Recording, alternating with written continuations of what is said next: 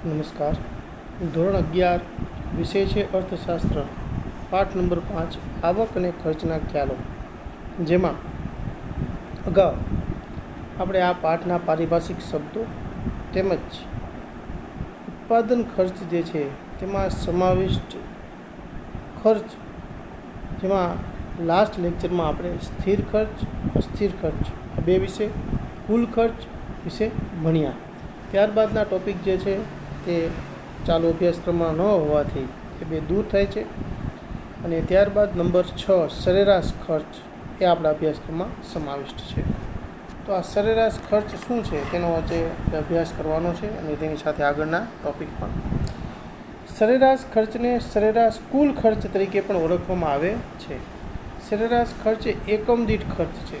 કુલ ખર્ચને ઉત્પાદનના એકમોથી ભાગીને સરેરાશ ખર્ચ મેળવવામાં આવે છે. કુલ ખર્ચ એ કુલ સ્થિર અને કુલ અસ્થિર ખર્ચનો સરવાળો છે. તેથી કુલ સ્થિર ખર્ચ પ્લસ કુલ અસ્થિર ખર્ચને ઉત્પાદન એકમો વડે ભાગવાથી સરેરાશ ખર્ચ પ્રાપ્ત થાય છે. જે સૂત્ર સ્વરૂપે આપણને આપેલું છે, સરેરાશ ખર્ચ બરાબર કુલ ખર્ચ ભાગ્યા કુલ ઉત્પાદનના એકમો, અથવા તો સ્થિર ખર્ચ પ્લસ અસ્થિર ખર્ચ એટલે કુલ ખર્ચ થાય ભાગ્યા કુલ ઉત્પાદનના એકમો, એટલે મળે છે સરેરાશ ખર્ચ. ઇંગ્લિશમાં સૂત્ર તરીકે આપણે AC average cost, TC total cost and TP total production. એક પેઢીની અનુસૂચિ તમને આપેલી છે, ઉત્પાદનનું પ્રમાણ એકમમાં આપેલું છે, કુલ ખર્ચ આપેલું છે અને સરેરાશ ખર્ચ આપેલો છે. સરેરાશ તમને ખ્યાલ પડી જશે ઝડપથી. એક એકમ 9 રૂપિયા કુલ ખર્ચ, તો સરેરાશ 9.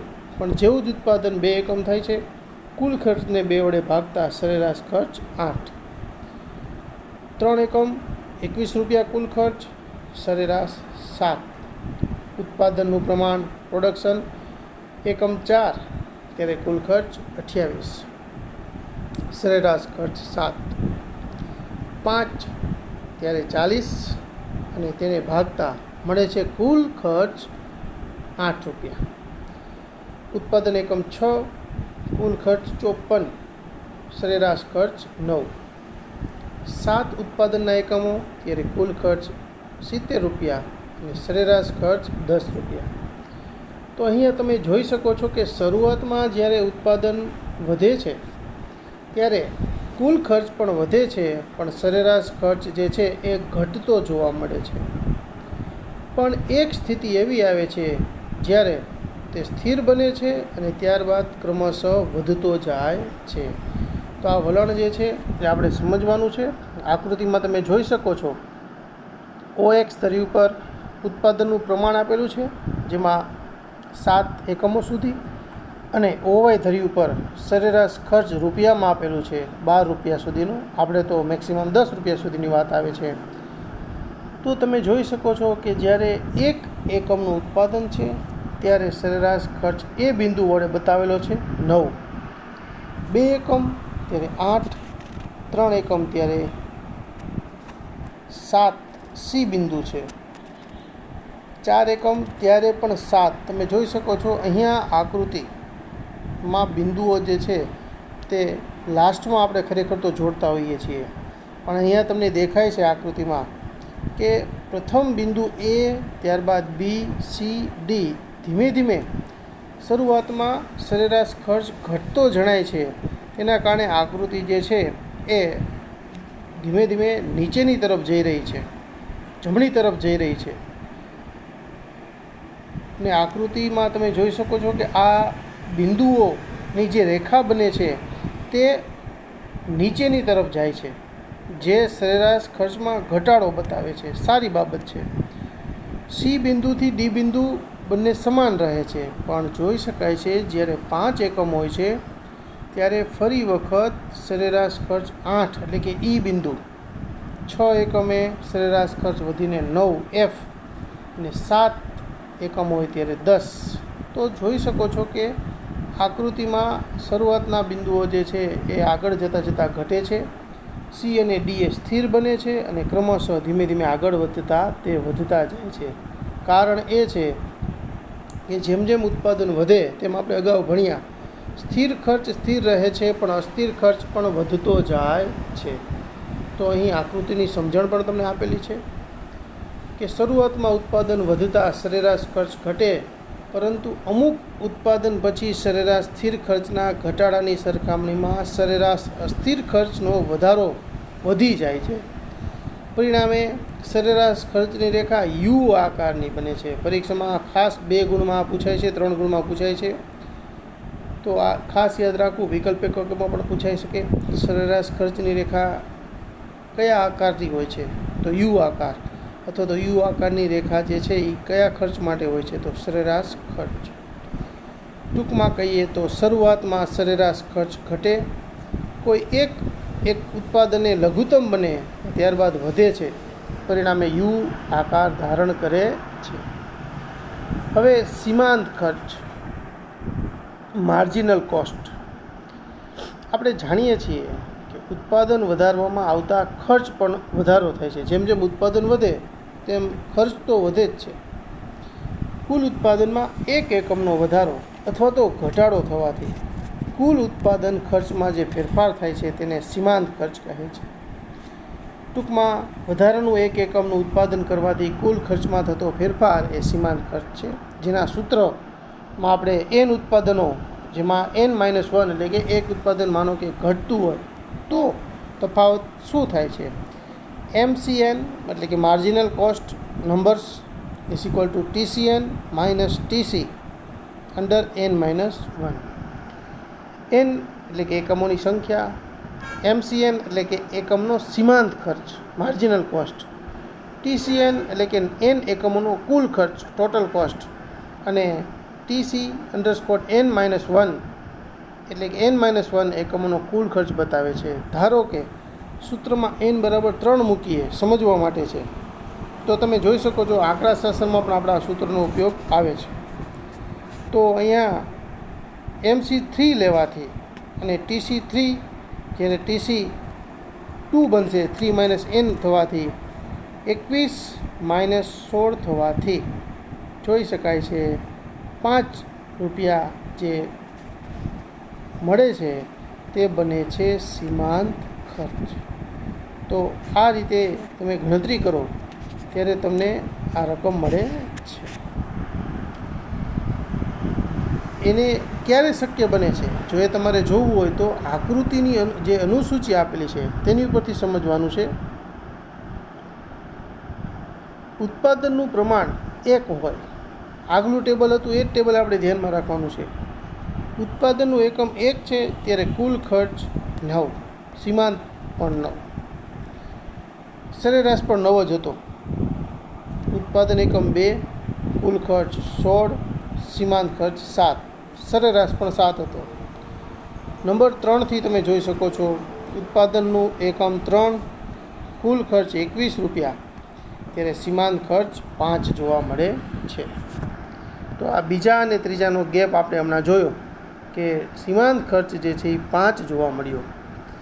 બધા આ જ સૂત્રમાં તમે આગળની રકમ જે છે એ મૂકતા જશો તો તમને સીમાંત ખર્ચ મળતો જશે. અને એ જ રીતે ગણતરી કરીને અહીંયા ટેબલ બનાવેલું છે. ઉત્પાદન એકમ 4 થાય છે ત્યારે કુલ ખર્ચ 28 અને સીમાંત ખર્ચ 7 મળે છે. 5, કુલ ખર્ચ 40, સીમાંત ખર્ચ 12, 6, કુલ ખર્ચ 54, સીમાંત ખર્ચ 21, અને છેવટે જોવા મળે છે 54 અને 14 જોવા મળે છે, અને 7 હોય ત્યારે કુલ ખર્ચ 70 અને સીમાંત ખર્ચ મળે છે 16. તો આ રીતે તમે આકૃતિ ઉપરથી અનુમાન કાઢી શકો છો. અને એની આકૃતિમાં બતાવ્યું છે 0 થી 8 સુધી OX ધરી ઉત્પાદનનું પ્રમાણ આપ્યું છે 7 એકમનું. OY ઉપર તમને આપેલું છે રૂપિયા, સીમાંત ખર્ચ રકમ રૂપિયા 18 સુધી આપેલી છે. આપણે તો મેક્સિમમ 16 સુધી જઈએ છીએ. તો સૌપ્રથમ જોઈ શકો છો 1 એકમનું ઉત્પાદન છે ત્યારે સીમાંત ખર્ચ 9 રૂપિયા એટલે એ બિંદુ. 2 ત્યારે સીમાંત ખર્ચ 7 બી બિંદુ. 3 ઉત્પાદનનું એકમ છે ત્યારે સીમાંત ખર્ચ 5 એટલે કે સી બિંદુ. અહીંયા પણ સરેરાશની જેમ તમે જોઈ શકો છો કે આકૃતિ જે છે તે ડાબી બાજુથી શરૂ થઈ ધીમે ધીમે જમણી તરફ નીચે જઈ રહી છે. પણ જેવું જ ઉત્પાદન એકમ 4 થાય છે, એટલે કે ઉત્પાદનના એકમો વધે છે, સીમાંત ખર્ચ વધીને 7, 5 એકમે 12, 6 એકમે 14 અને 7 એકમે 16 થાય છે. તો અહીંયા રાઇટની નિશાની હોય, સ્ટીકની નિશાની હોય, હોકી સ્ટીકમાં જે સ્ટીક હોય છે એ પ્રકારની આકાર બને છે. સીમાંત ખર્ચનો આકાર મિત્રો યાદ રાખજો, હોકી સ્ટીક જેવો બને છે, જ્યારે સરેરાશ ખર્ચનો આકૃતિમાં આકાર યુ અક્ષર જેવો બને છે. કુલ સરેરાશ ખર્ચની જેમ જ શરૂઆતમાં સીમાંત ખર્ચ ઘટે છે, પરંતુ અમુક સમય બાદ તેમાં વધારો થાય છે, કારણ કે ઉત્પાદન વધતા આરંભમાં કુલ અસ્થિર ખર્ચ ઘટતા દરે વધે છે, પરંતુ અમુક બિંદુ પછી વધતા દરે વધે છે, જેથી શરૂઆતમાં ઉત્પાદન વધતા સીમાંત ખર્ચ ઘટે છે અને અમુક બિંદુ પછી વધે છે. આકૃતિમાં સીમાંત ખર્ચની રેખા હોકી સ્ટીક આકારની હોય છે. ત્રીજા એકમ સુધી સીમાંત ખર્ચ ઘટે છે, તેથી સીમાંત ખર્ચની રેખા ઋણ ઢાળવાળી છે. ત્રીજા એકમ પછી તે વધે છે, એટલે કે ધન ઢાળવાળી છે, જોઈ શકાય છે આપણે. તો આ રીતે આકૃતિ જે છે એમાં વધઘટ થતી હોવાથી તેમાં સ્ટીક, હોકીની સ્ટીક જેવો આકાર બને છે. સરેરાશ ખર્ચ અને સીમાંત ખર્ચ વચ્ચેનો સંબંધ ઉત્પાદન ખર્ચમાં અભ્યાસમાં સરેરાશ ખર્ચ અને સીમાંત ખર્ચ વચ્ચેના સંબંધનો અભ્યાસ મહત્ત્વનો ગણાય છે.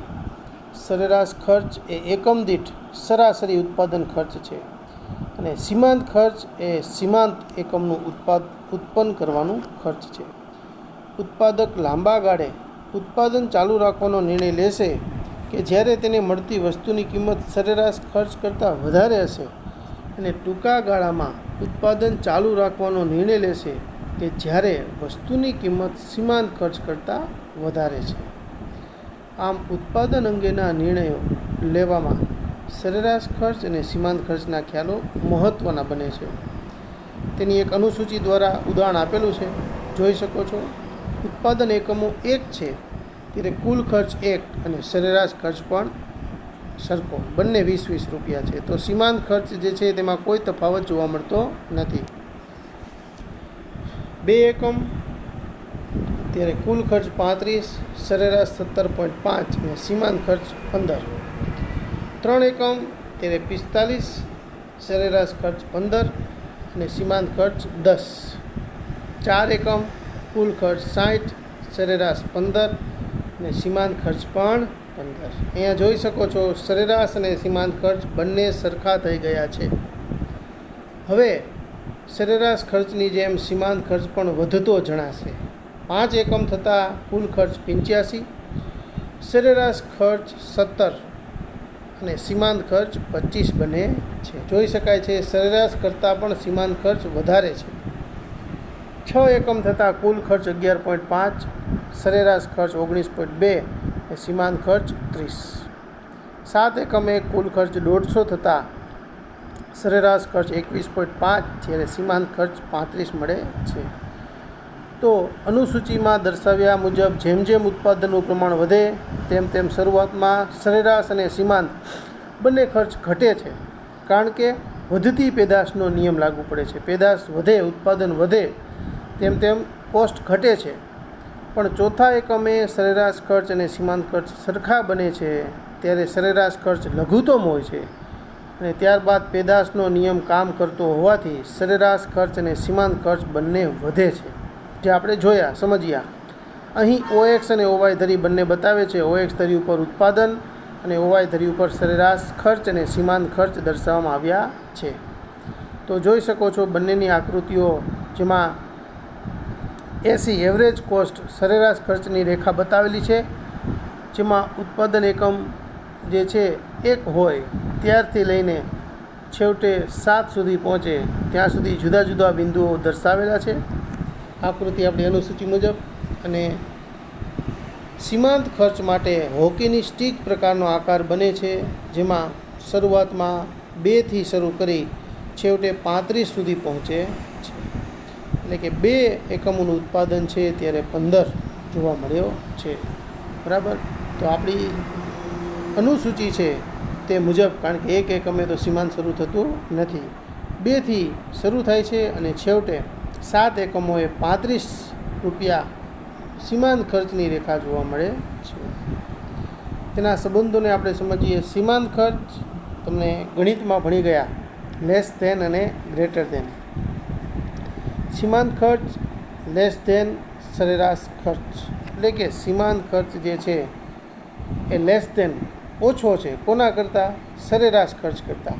શરૂઆતમાં તમે જોઈ શકો છો સરેરાશ ખર્ચ ઘટે છે ત્યારે સીમાંત ખર્ચ પણ ઘટે છે, પરંતુ સરેરાશ ખર્ચના ઘટાડા કરતાં સીમાંત ખર્ચનો ઘટાડો ઝડપી હોવાથી સરેરાશ ખર્ચની રેખા કરતાં સીમાંત ખર્ચની રેખા નીચી છે. શરૂઆતમાં હોકી સ્ટિકની જેમ ડાઉન જાય છે. એક સમય એવો આવે છે જ્યારે સીમાંત અને સરેરાશ બંને ખર્ચ કેવા થઈ જાય છે? સરખા. કયા બિંદુ ઉપર જોઈ શકાય છે? સી. 4 ઉત્પાદનના એકમ હોય છે ત્યારે બંનેનો ભાવ 15 રૂપિયા જોવા મળે છે. સરેરાશ ખર્ચ લઘુત્તમ હોય છે ત્યારે સીમાંત ખર્ચની રેખા સરેરાશ ખર્ચની રેખાને નીચેથી છેદીને પસાર થાય છે. એ સમયે સરેરાશ ખર્ચ અને સીમાંત ખર્ચ બંને સરખા થાય છે. સરેરાશ ખર્ચ ઇઝ ઇક્વલ ટુ સીમાંત ખર્ચ. છેવટે 4 એકમ બાદ એવી સ્થિતિ ઊભી થાય છે જેમાં સીમાંત ખર્ચ જોઈ શકાય છે, નિશાની આપેલી છે ગ્રેટર ધેન, એટલે કે સીમાંત ખર્ચ વધે છે કોના કરતાં? સરેરાશ ખર્ચ કરતાં.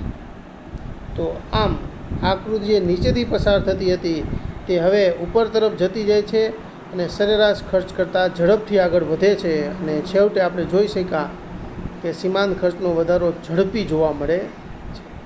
તો આ રીતે આપણા આજના ટૉપિક જે છે તે બધા વ્યવસ્થિત સ્ટડી કરી લેશો અને લેસનમાં આજના બધા ટૉપિક લખી આકૃતિઓ પેન્સિલથી વ્યવસ્થિત દોરી મને મોકલશો.